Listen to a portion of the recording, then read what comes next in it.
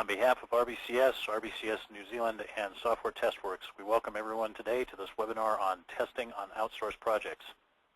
This is a 1-minute warning for the beginning of the webinar. For logistics purposes, please note that all attendee audio lines have been muted. The broadcast is now starting. All attendees are in listen-only mode.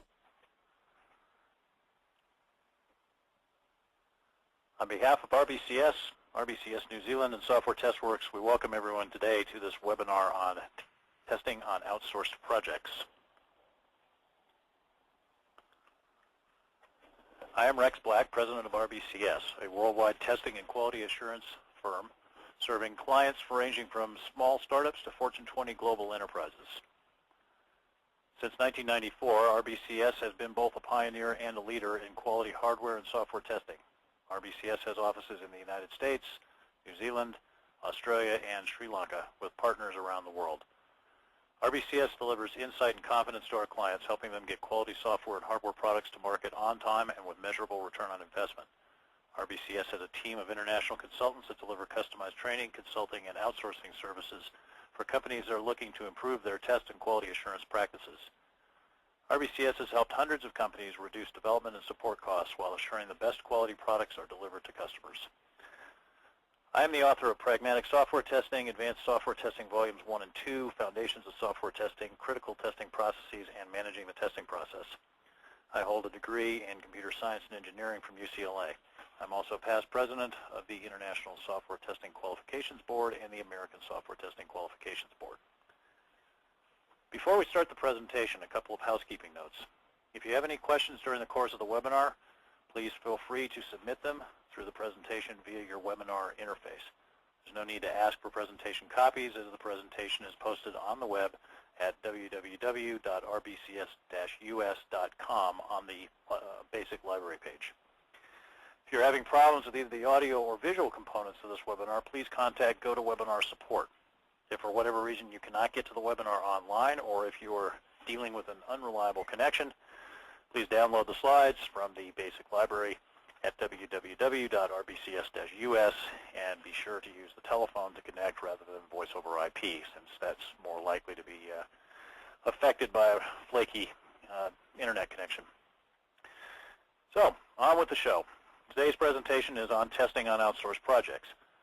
It's based on what I and other RBCS consultants have seen and learned over the last 20-plus years of involvement in outsourced projects. I've been on all sides of the equation, from providing outsourced testing services to working for companies that were purchasing outsourced testing services to working on site with clients to help them test software bought from outsourced developers. I've seen it from a number of angles.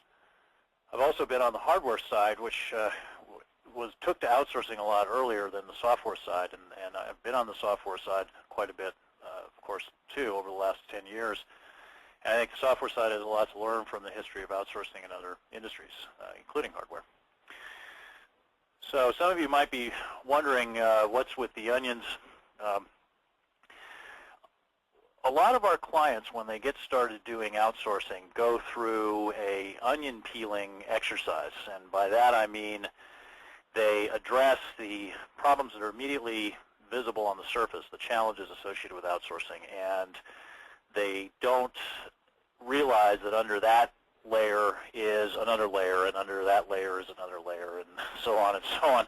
And so they keep bumping into these issues as they try to successfully outsource. So what I'm going to try to help you do here is allow you to slice through the onion and see all of the different challenges that await you from a testing point of view if you're on an outsourced project. As they say, forewarned is forearmed. Now, when I'm talking about outsourcing, you might say, okay, well, what specifically do you mean by that? Basically, anytime we're sending work outside of the organization, we're outsourcing.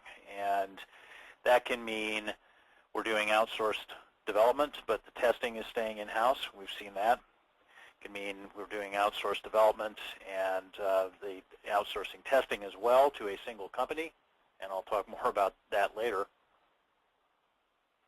It can mean that we're outsourcing development and outsourcing testing, but to two different companies, and again, I'll address that. And it can mean outsourcing of development and or testing to a number of companies, and we'll look at that variation too. So I'm going to try to cover a lot of bases here, and it really is the case that outsourcing has a lot of similar challenges even across these different variations. Now, another nuance related to outsourcing is how it is managed, how the engagement with the outsourced vendor or vendors is managed. It can be very hands-on, where management of the company, the purchasing company, the client, is in constant contact and supervision and guidance, control of the outsourced service provider. At the other end of the extreme, we've seen things that are very, very hands-off, where it's basically just gets thrown over the wall, and people assume that good things are going to happen, and then sometimes they do, and sometimes they don't. Now, in terms of location, this, of course, is another variable which has an impact on outsourcing and how it works out. It could be a company across the hall, and you know, we've seen that situation where the companies are, you know, in the same building or the same town. But then you also see situations where we're talking about cross-country or across the globe. And of course, more and more we're getting this globalized form of outsourcing that has its own set of challenges that come with it. Okay, so why is this outsourcing happening? What are the reasons for outsourcing? Well, they are varied, and they are not always fully transparent. The ones that you will hear about that people will readily acknowledge are, of course, labor and cost savings. It's going to be cheaper to do it outsourced, and it's difficult to argue that one. The wage differentials are tremendous, and it's the thing that people forget, of course, is that you're not buying an hour, you're buying an output. And we've seen some clients that don't really properly take that into account, and they assume that because it's going to cost us a tenth per hour to get the work done, that they're going to get it done 10 times cheaper, and that's not a linear relationship. Expertise, capital equipment, geographical advantages, these can also come into play, and we have seen them come into play. Certainly certain types of testing like performance testing, usability testing, and so forth. Expertise and capital equipment costs can be a big concern. So you know, we often see those come up as considerations, and publicly so. System and product certification, certain things like, for example, getting the Windows logo stamped on your box if you're going to ship software or hardware, that there are certain labs that are allowed to do that, and that's something that drives outsourcing in some cases.